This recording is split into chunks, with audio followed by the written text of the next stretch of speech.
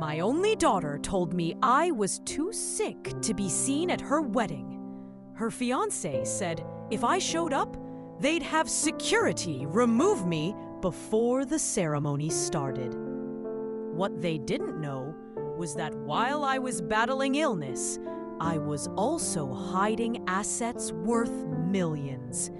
And on the day they tried to erase me, I let them celebrate one last time before I took everything back. Let me tell you what really happened when a mother learned that blood doesn't always mean family. The setup.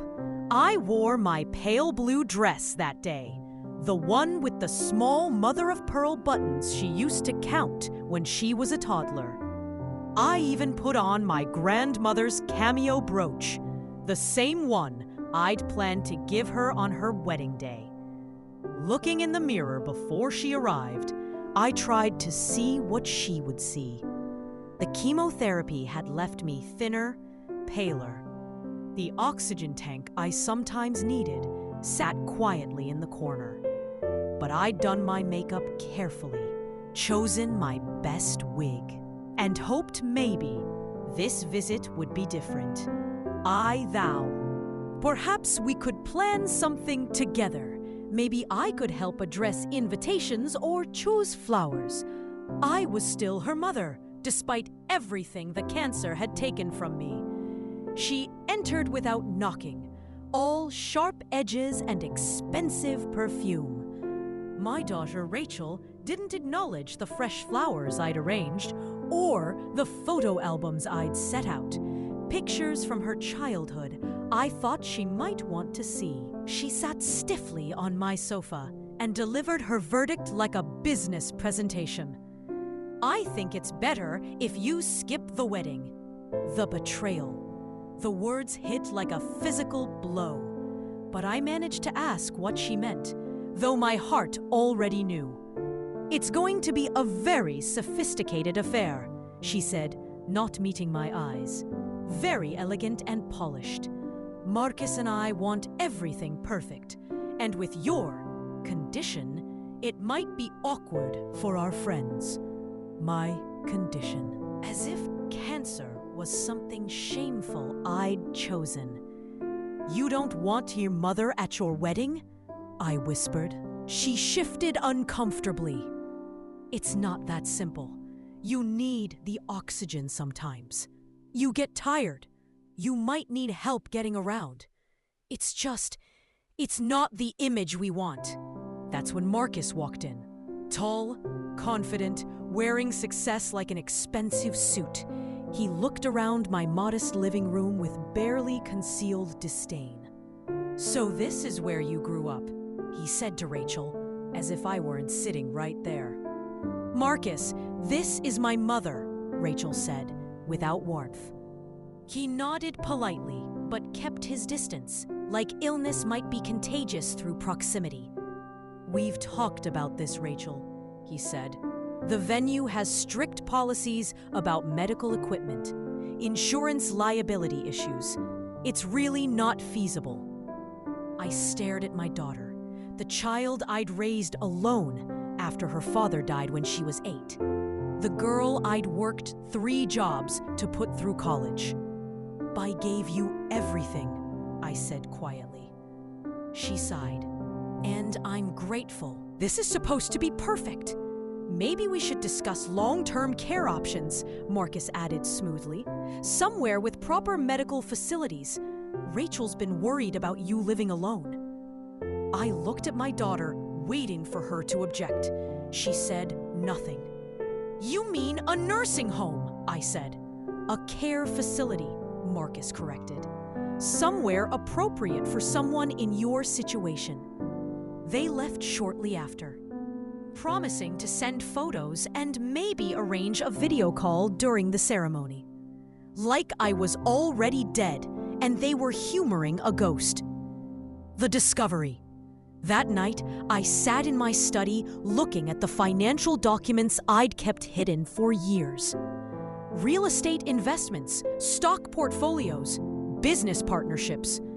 wealth I'd accumulated quietly while living modestly. I'd planned to surprise Rachel with it all, to leave her secure for life, able to follow her dreams without financial worry. But as I stared at my will, Rachel Elizabeth Chen, sole beneficiary, I realized she'd shown me what my legacy meant to her. Nothing. The new plan. I called my attorney, Patricia Wong, the next morning. We'd known each other since law school, back when we were both fighting to prove ourselves in a man's world. Patricia, I need to revise my estate planning. This is about Rachel and the wedding? I told her everything. The exclusion, the nursing home threats, the casual cruelty disguised as concern. I'm changing my will, I said. Everything goes to the American Cancer Society's Patient Advocacy Program. Every penny.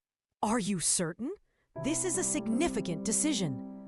I'm dying, Patricia, but I'm not dead yet, and I want my death to mean something to people who actually value what I've learned.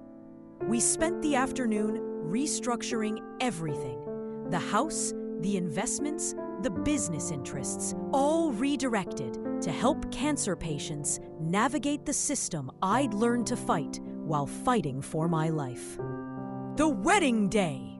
The invitation came from Rachel's future mother-in-law, a last-minute gesture of propriety.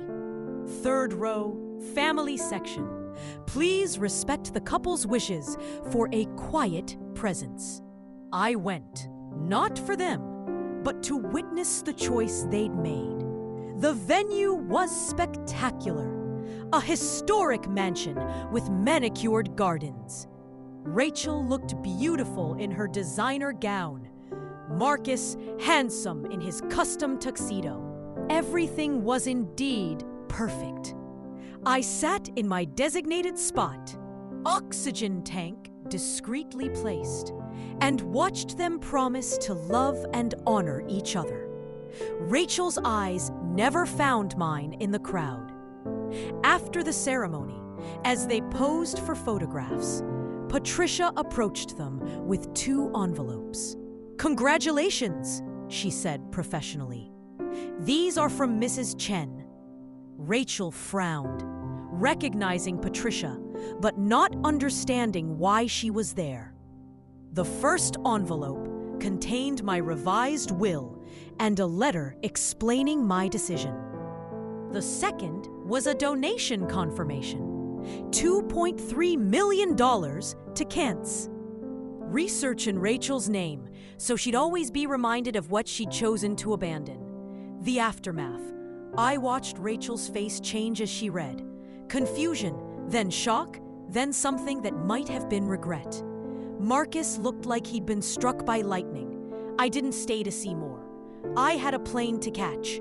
Now I live in a small cottage in Vermont, where the seasons change dramatically, and my neighbors know me simply as Eve.